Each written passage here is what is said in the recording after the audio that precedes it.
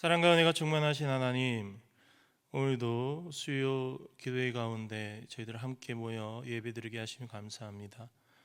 저희들 특별히 하나님께 간구하는 기도의 제목들이 많습니다. 코로나 사태도 그렇고 우리 가정의 문제도 그렇고 또 사회적인 돌아가는 이 모든 문제들을 저희들이 해결할 수 없사오니 하나님께서 모든 것을 해결하여 주옵시고 다시금 정상적으로 하나님께 예배드릴 수 있는 그런 시일이 빨리 올 수 있도록 이끌어 주옵소서.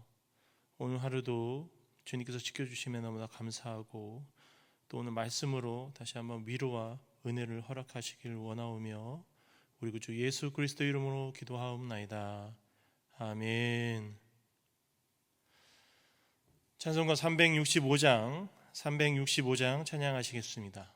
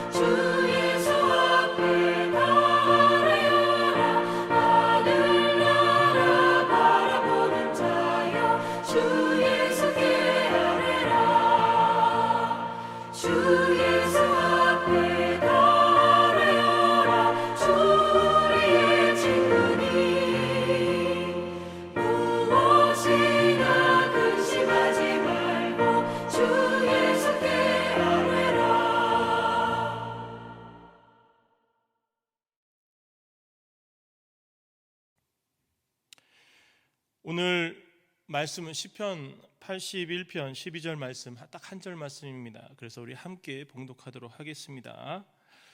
그러므로 내가 그의 마음을 완악한 대로 버려두어 그의 임의대로 행하게 하였도다.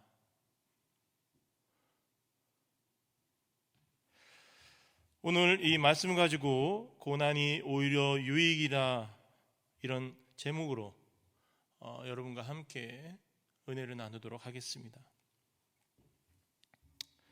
평안하신가요? 늘 저는 인사 말씀을 평안하십니까? 라고 합니다. 그 말 속에는 저와 여러분이 주님의 은혜 가운데 평안하시길 원하는 그런 마음이 있습니다. 이 평안이라는 말 자체가 얼마나 저희들에게 큰 위로를 주는지 모릅니다. 또한 소망이기도 합니다. 세상이 너무나도 평안하지 못한 가운데 있기 때문에 평안을 간구하는 이 마음이 우리의 소망이라는 말입니다. 세상 사람들은 종교를 평가할 때 종교를 통해서 형통하지 않으면 불행하다라고 평가를 내립니다. 왜냐하면 세상 사람들의 종교를 믿는 그 목적이 바로 복 받는 데 있기 때문입니다.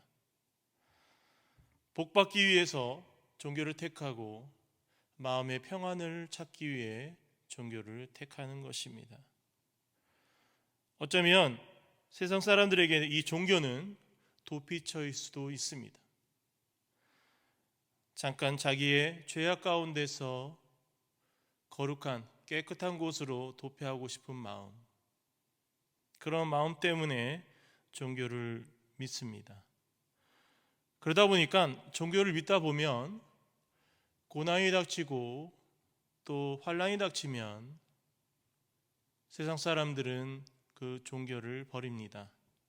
왜냐하면 그 목적이 다했기 때문입니다.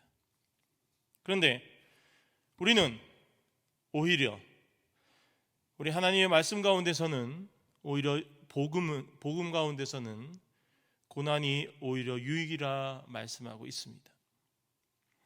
많은 성도들이 오해하는 신앙의 요소 중에서 한 가지는 예수님을 믿음으로 당장 누리고 있는 현재의 복을 발견하지 못하고 장차 훗날, 먼 훗날에 있을 세상적인 또는 영적인 어떤 보상으로 기대하고 있음을 알 수 있습니다.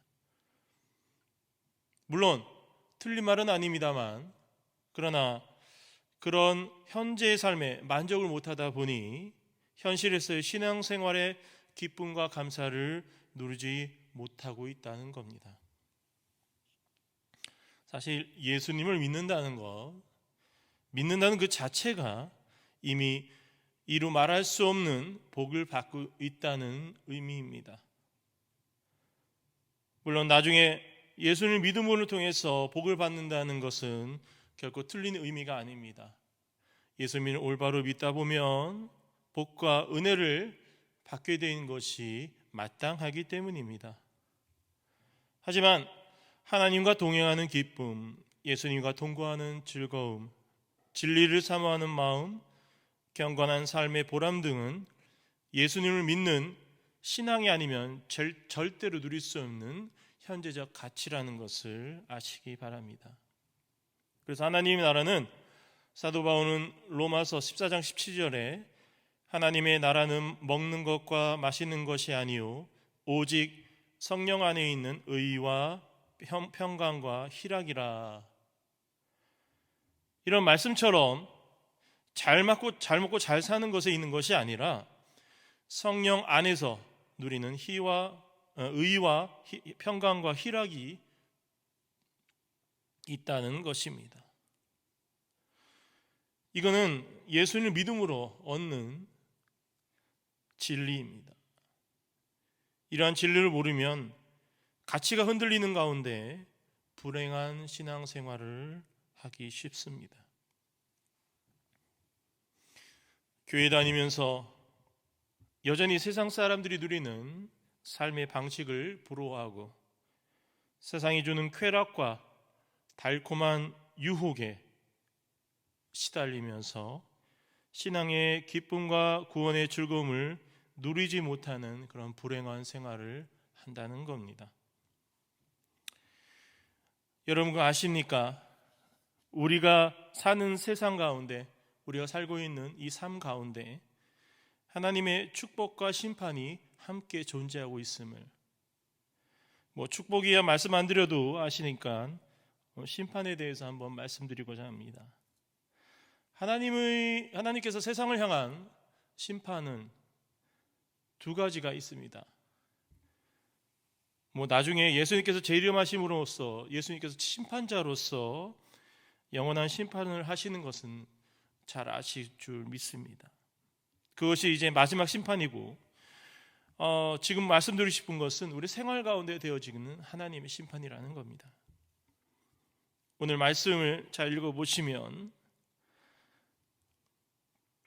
세상 사람들을 마음의 정욕대로, 부끄러운 욕심대로, 상실한 마음대로 내버려 두는 것이 바로 하나님의 심판, 진노하시는 방법입니다. 로마서 1장 18절 이하에는 하나님을 섬기지 않는 사람들이 받는 심판의 비참함을 설명하고 있습니다.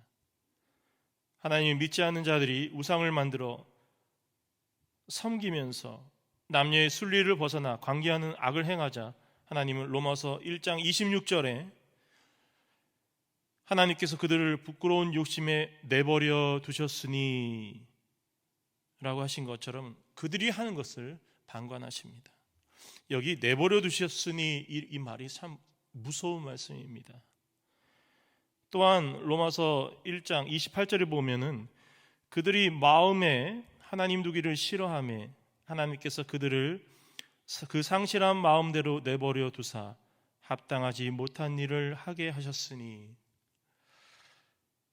이 말씀처럼 그들의 마음대로 행하는 것이 결국 하나님께 버림받는 것이라는 것을 우리에게 보여주고 있습니다. 사람이 그 마음의 정욕대로, 그 부끄러운 욕심대로, 그 상실한 마음대로 행하는 것은 어떻게 보면은 자유롭다라고 생각할 수 있지만 그것은 결코 축복이 아닙니다. 하나님이 방관하시는 것입니다. 그래, 너희 마음대로 해보아라. 너희가 어떻게 하는지 내가 보겠다. 이것은 하나님의 심판입니다. 마지막 가운데 예수님께서 오실 그 영원한 심판은 결론적으로 맺어지는 심판이지만 지금 이 심판은 계속 진행되어지고 있는 심판이라는 겁니다. 우리는 성경 말씀에 징계라는 말씀을, 이 단어를 많이 봅니다. 이 단어는 헬라어로서 파이데이아라는 말인데, 이 파이데이아라는 이 말은, 이 단어는 양육하다, 가르치다, 훈련시키다, 교육하다라는 의미를 가진 파이듀오라는 단어에서 유래한 것입니다.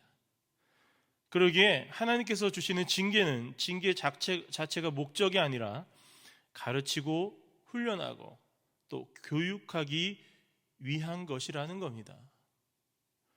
하나님께서 우리에게 징계를 허락하실 때 그 징계는 우리를 단련시키기 위한, 또 그 고난 가운데서 굳건한 모습으로 서 있기 위한 하나님의 테스트라는 말입니다. 우리가 더 나아가는 삶을 위해서, 더 강인한 삶을 살기 위해서 하나님께서 테스트를 통해서 우리를 연습시키시는 것이라고 생각하시면 됩니다. 그러기에 세상 사람들은 고난을 닥치면 그것이 불행이요, 불운이요, 저주라고 얘기하지만 우리가 고난을 대하는 자세는 그 고난을 통해서 하나님께서 허락하신 은혜가 있다는 것을 기억하신다면 이 고난의 그 행보 가운데 우리는 반드시 승리할 수 있는 그 희망을 가질 수 있다는 겁니다.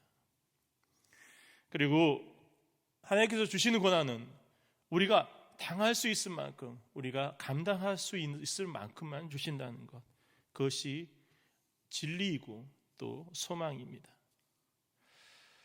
시편 119편 67절에 하나님께서 이렇게 얘기하십니다. 고난 당하기 전에는 내가 그릇 행하였더니 이제는 주의 말씀을 지키나이다. 또 71절에 고난당한 것이 내게 유익이라 이로 말미암아 내가 주의 율례들을 배우게 되었나이다. 시편 기자는 고난을 통해서 하나님께 나아가는 방법을 알려주었고 또 이 고난을 통해서 얻을 수 있는 축복을 말씀해 주셨습니다. 이 고난을 통해서 우리는 하나님께 나아갈 수 있고 또 하나님이 원하시는 삶을 누릴 수 있는 주님의 백성으로 세워진다는 겁니다. 지금 우리는 여러 가지 고난을 당하고 있습니다. 원치 않는 질병으로, 바이러스로 인해서 고난의 상황에 놓여지고 있습니다. 그중에 세 가지만 한번 여러분과 나누고 싶은데, 첫 번째로는 사회적 고난입니다. 사회적 거리두기, 물리적 거리두기는 질병을 예방하는 데 참 좋은 방법으로 접촉에 의한 전염을 방지하는 최고의 방법이라고 합니다.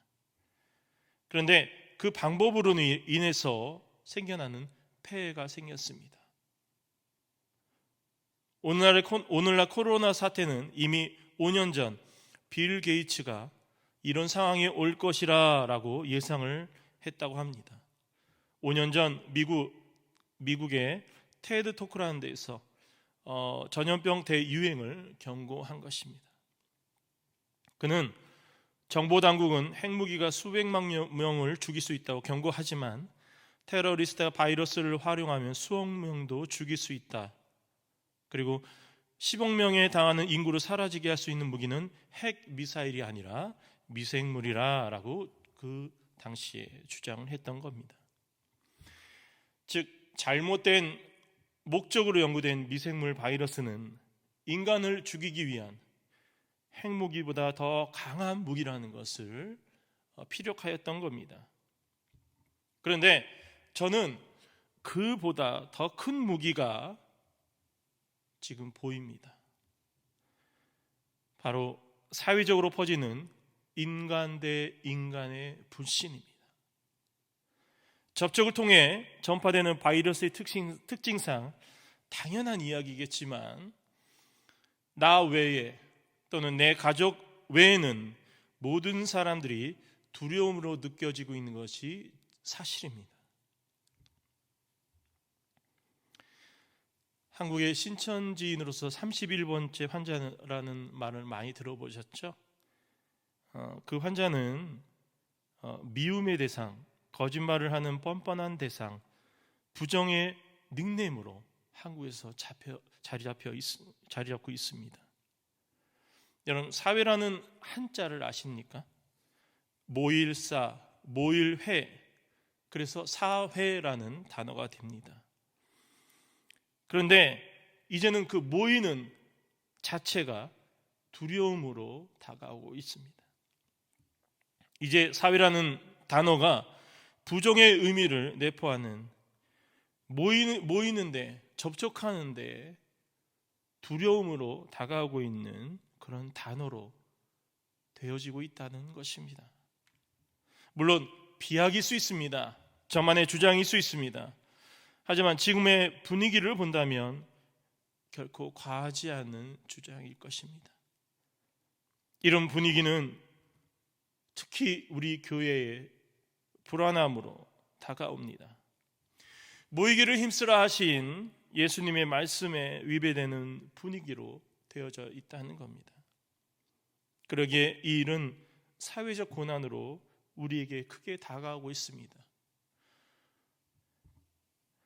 두 번째 고난은 바로 가정의 고난입니다. 근래 캐나다 언론은 사람들이 집에서 사회적 거리두기를 하면서 가정에서 여성, 유소년, 사회적 약자들에 대한 재정적, 육체적, 감정적, 신체적 학대가 증가하는 추세라 발표하고 있습니다. 게다가 부부싸움도 점점 더 심화되어졌고 잦아졌다라고 보도하고 있습니다.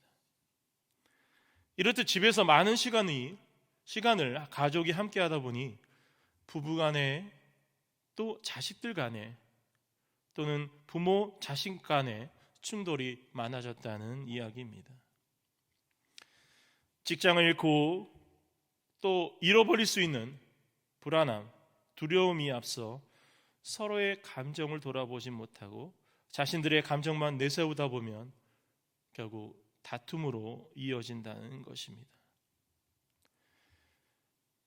간곡히 부탁드릴 것은 지금 자녀들을 향해서 그 불안과 두려움으로 화풀이해서는 결코 안 됩니다. 여러분 그거 아십니까? 우리 아이들은 실수하는 것이 당연합니다. 못하는 것이 당연합니다. 그리고 게으른 것이 당연합니다. 우리 아이들 지금 늦잠 많이 자죠? 물론 집에 계시니까 우리 어른들도 다 늦잠을 자겠지만 아이들은 더 잠이 많기 때문에 더 늦게까지 자죠. 그런 모습을 보면서 부모이기에 그들을 교훈할 수 있고 훈계할 수 있습니다. 하지만 그 전에 해야 할 일이 있습니다. 빌립보서 6장 4절을 함께 보면은요, 또 아비들아 너희 자녀를 노엽게 하지 말고 오직 주의 교훈과 훈계로 양육하라라고 되어 있습니다. 하나님 말씀 가운데서는 아비들에게 분명히 말씀합니다. 교훈과 훈계로 양육하라. 하지만 그 전에 이루어져야 할 것이 반드시 있다는 것, 오늘 말씀 가운데 있습니다. 바로 자녀들을 노엽게 하지 말아야 한다는 겁니다. 교훈하기 위해서, 훈계하기 위해서 언어적 폭력과 또는 감정이 앞서는 말로 먼저 해서는 안 된다는 이야기입니다. 그리고 교훈할 때도 주의해야 할 것이 있는데, 그 주의할 것은 교훈 가운데 감정을 담지 말아야 하고 또 그 말에 모욕을 담지 말아야 합니다. 그리고 훈육에는 일관성이 있어야 합니다. 부모들의 감정과 상황 때문에 이랬다 저랬다 하면 결코 안 된다는 겁니다.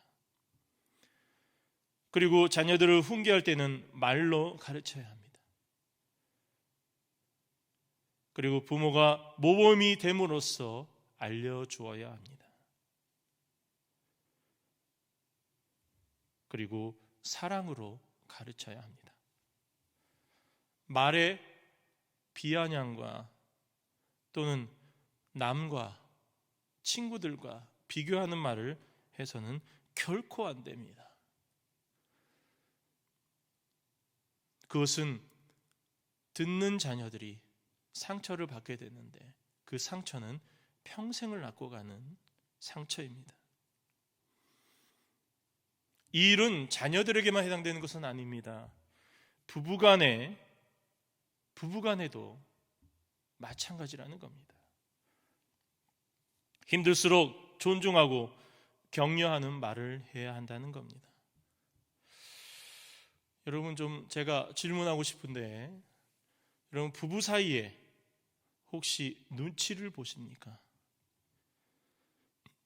이 눈치라는 단어는 제가 영어를 찾아봤는데 우리 한국 사람의 정서에 맞는 단어는 없는 것 같아요. 물론 택트라든지 센스라는 단어로 표현되고 있지만 우리 정서상 정확한 의미를 담고 있는 것은 아닌 것 같습니다. 근데 우리가 아는 눈치라는 단어는 부정적인 단어가 또 부정적인 의미로서 우리에게 다가옵니다. 직장에서, 사회에서 분위기를 망치는 눈치 없는 사람은 두루두루 어울리기가 힘듭니다. 그만큼 직장인들에게는 눈치라는 단어는 스트레스로 다가옵니다. 하지만 이 눈치가 주는 장점은 아주 큽니다. 일을 쉽게 풀어내는 힘이 있고 사람들과 사람 사이에 뭔가 이어주는 윤활유 같은 역할을 해주는 것이 바로 눈치라는 단어입니다.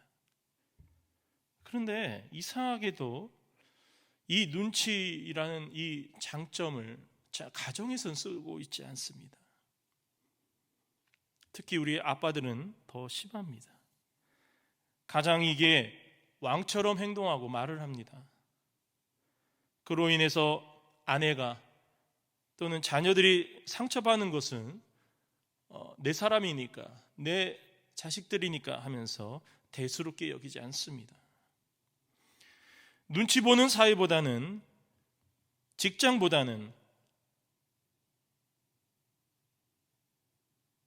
눈치는 사회보다는, 직장보다는 가정에서 더 쓰여야 합니다. 물론 이 눈치를 가정에서 쓴다는 이 말 자체가 남자로서 자존심 상하는 말일 수도 있습니다. 자존심이라는 단어가 나오니까 제가 한번 여쭤보고 싶은데, 자존심의 가치를 어떻게 두고 계십니까? 개인적으로 자존심의 그 가치를 한번 매겨보시길 바랍니다. 저는 자존심이라는 이 단어가 너무나도 비싸다고 생각합니다. 아주 급이 높다고 생각합니다. 그래서 저는 이 자존심이라는 이 자체를 표현하자면 값이 너무나도 비싼 폭탄이라 이야기하고 싶습니다.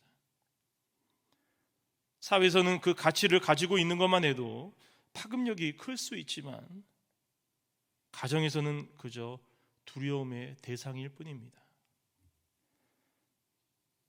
진정한 자존심, 올바른 자존심은 가정을 올바로 세우는 겁니다. 행복한 가정, 웃음이 넘치는 가정, 그 가정을 위해서 헌신하는 것이 진정한 자존심이라는 것입니다. 그럴 때 지금 닥치는 가정의 위기가 오히려 기회가 되어서 그동안에 부부끼리 또 부모와 자녀들 사이에 막혀있던 그 벽이 무너지는 기회가 될 줄 믿습니다. 가정의 이 고난, 이 가정의 고난은 자존심을 내려놓을 때, 또 욕심을 내려놓을 때 모든 것을 이길 수 있는 그런 힘을 가질 수 있습니다. 세 번째로 개인적 고난입니다. 직장이 폐쇄되고 식당들이 공원들이 문을 닫아 사람들이 갈 데가 없어졌다고 합니다.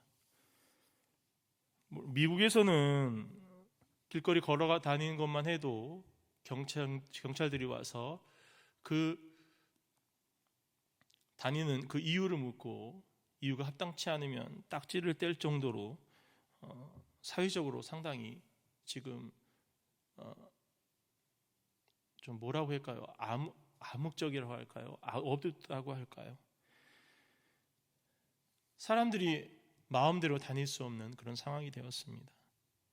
물론 우리 캐나다는 아직까지 그럴 정도는 아니지만 전에는 시장이 그거를 할까 말까 지금 하고 있다라고 발표한 적도 있습니다. 이처럼 이 개인적 고난은 사회적으로 상당히 고립되어지는, 인간이 고립되어지는 상황으로 되어졌다는 겁니다. 가족이라도 있다면 약간의 충돌이 있다 한들 서로 위로가 될 수 있는 상황을 만들 수 있지만 지금 혼자서 외로운 사람들이 상당히 심각해지고 있습니다. 주의적으로 물어보다 보면 아르바이트도 잘려서 정부의 지원도 받지 못하는 유학생들은 그 중에서 굶고 있는 사람들이 꽤 있다고 합니다. 게다가 친척이 멀리 있다든지 자녀들이 멀리 있는 독거노인들은 나오지도 못하고 집에서만 거주하다 보니까 생사를 확인할 수 없는 상황에 이르렀다고도 합니다. 그뿐만 아닙니다. 직장에 이른 사람들은 미래의 불안함에 빠져서 우울증으로 지금 힘들어하고 있는 사람들도 있다라고 들려오고 있습니다. 그야말로 지금 최악인 상황입니다. 물론 정부의 발표로 인해서 5월 중순부터는 서서히 풀릴 것이라는 희망을 주는데 그 또한 완벽하게 믿지 못하는 상황에 이르렀습니다. 그런데 이 모든 상황보다 더 큰 일은 개인적 영적 위기감입니다. 교회를 멀리하고 또 사회적인 불안 가운데 고난을 당하고 있는 그런 고립된 상황에서 마음속에 하나님을, 예수님을 찾지 않는 그런 주님의 백성들이 생기고 있다는 것이 너무나도 큰 위기라는 겁니다. 지금 온라인 예배를 드리고 있는데 또 어떤 사람들은 이 온라인 예배가 쉽다고 하여, 편안하다고 하여서 앞으로도 이 온라인 예배만 드리겠다는 사람도 생겨나고 있습니다. 이 교회라는 것은 하나님의 백성들이 모이는 공동체입니다. 이 건물이 중요한 것이 아닙니다. 예수님으로 모이는 백성들이 모인 것이 바로 교회입니다. 근데 그 모이는 그 자체가 이제는 위기로 다가오는 세상이 되었다는 겁니다. 그러다 보니 영적으로 너무나도 힘든 상황이 되었다는 이야기입니다. 마태복음 18장 20절에 두세 사람이 내 이름으로 모인 곳에 나도 그들 중에 있느니라 하신 이 말씀을 중심으로 우리 교회가 우리 교회의 기틀이 생겨졌습니다. 우리는 깨어 있어야 됩니다. 깨어 있어야 된다는 것은 위기감을 가져야 된다는 겁니다. 이 사회적, 가정적, 개인적 위기는 직접적으로 우리 신앙적인 위기로 다가옵니다. 물론 이 일도 지나갈 것입니다. 그러나 지나가는 것이 어떻게 지나가느냐가 중요합니다. 우리는 사회적 위기, 또 가정적 위기, 개인적 위기 다 이겨낼 수 있습니다. 그러나 이겨나는 가운데 되어진 상처는 복구하기가 상당히 쉽지 않습니다. 그러기에 우리는 각자의 자리에서 이 위기를 직면하고 또 이 위기를 받아들임을 통해서 이 위기를 헤쳐나기 위해서 노력해야 한다는 겁니다. 물론 사회적인 문제에서는 우리가 할 수 있는 면들이 많지는 않겠지만, 그러나 우리가 할 수 있는 방법들, 우리 서로 감싸주고 안아주고 따뜻한 말 한마디라도 SNS를 통하든지 아니면 전화를 통하든지 위로할 수 있어야 되고, 또 격려할 수 있어야 되며, 또 가정적으로는 가정이 하나가 될 수 있기에 서로 사랑하고 아껴주며 격려하며 하나님의 말씀으로 하나가 되어야 될 것이며, 개인적으로는 하나님 앞에 무릎 꿇음으로 말미암아 하나님께 더 나아감으로 말미암아 말씀 가운데 서기 위해서 노력하는 모습으로 우리는 이 고난들을 이겨내야 될 줄 믿습니다. 만일에 이런 일들을 할 수 없다면 단 한 가지 방법은 기도밖에 없다는 겁니다. 우리는 기도를 통해서 이 모든 고난을, 이 모든 위기를 하나님 앞에 내어놓아야 될 줄 믿습니다. 그렇다면 이 고난은, 이 위기는 우리에게 오히려 유익을 주는 그런 결과로서 우리에게 다가올 줄 믿습니다. 하나님을 믿으십니까? 예수님을 믿으십니까? 성령님을 믿으십니까? 그 믿음 가운데 무릎으로 하나님께 나오시기 바랍니다. 그렇다면 이 모든 것들이 주님의 은혜 가운데 해결될 줄 믿습니다. 오늘부터 당장 다시 한번 무릎 꿇을 수 있는 저와 여러분이 되시길 바랍니다. 이 위기를 고난으로 만들기 위해서 하나님 앞에 나아가는 저와 여러분이 되시길 바랍니다. 그렇다면 분명히 하나님께서 이 모든 것을 해결해 주시고 다시 한번 하나님의 은혜 가운데서 저희들이 행복한 삶을 영위할 수 있는 기회를 허락하실 줄 믿습니다. 그러한 저와 여러분이 되시길 존귀하신 예수님의 이름으로 축원합니다. 기도하겠습니다. 사랑과 은혜가 충만하신 하나님, 오늘 말씀을 통해서 세상 사람들에게 하나님께서 행하시는 그런 심판을 보았습니다. 하나님께서 허락하시는 심판은 그들이 마음대로 하게 놔둔다는 것을 저희들 바라보았습니다. 하나님, 이러한 심판들이 저희들에게는 임하지 않게 하여 주옵소서. 오히려 주님께서 허락하시는 이 고난, 또 하나님께서 허락하시는 징계, 이 모든 것 가운데 오히려 하나님의 그 뜻을 찾을 수 있는, 하나님이 무엇을 원하시기에 이러한 것들로 우리를 부르실까 돌아보며 다시 한번 하나님 앞에 회개하며 무릎 꿇을 수 있는 저희들이 되게 하여 주옵소서. 지금 이 고난은 누구 한 사람에게 또는 어느 특정 사람들에게만 임해지는 것이 아닙니다. 코로나로 인해서 많은 모든 하나님의 백성들이 함께하고 있는 고난인 만큼 저희들 한 마음으로 기도합니다. 이 모든 고난을 이겨낼 수 있는 힘을 허락하여 주옵시고 능력을 허락하여 주옵소서. 세상 사람들이 이것을 해결하기 위해서 노력하고 있지만 그러나 그것은 헛된 수고가 될 수 있습니다. 오직 하나님께서 움직이셔야, 하나님의 능력으로 그 모든 것을 깨끗하게 씻어주셔야 될 줄 믿습니다.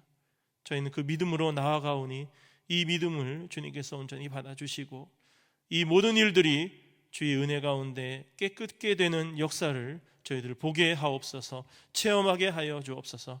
다시금 하나님의 예배 가운데 하나님께 드리는 찬양 가운데 하나님께 드리는 헌신 가운데 저희들이 임할 수 있도록 주님께서 이끌어 주옵소서.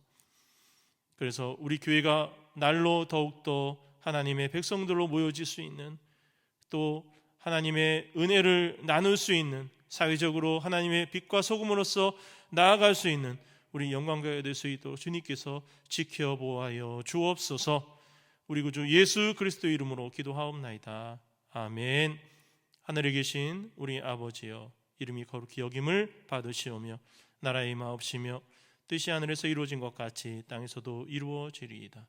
오늘날 우리에게 일용할 양식을 주옵시고 우리가 우리에게 죄 지은 자를 사하여 준 것 같이 우리의 죄를 사하여 주옵시고 우리를 시험에 들게 하지 마옵시고 다만 악에서 구하옵소서. 대개 나라와 권세와 영광이 아버지께 영원히 믿사옵나이다.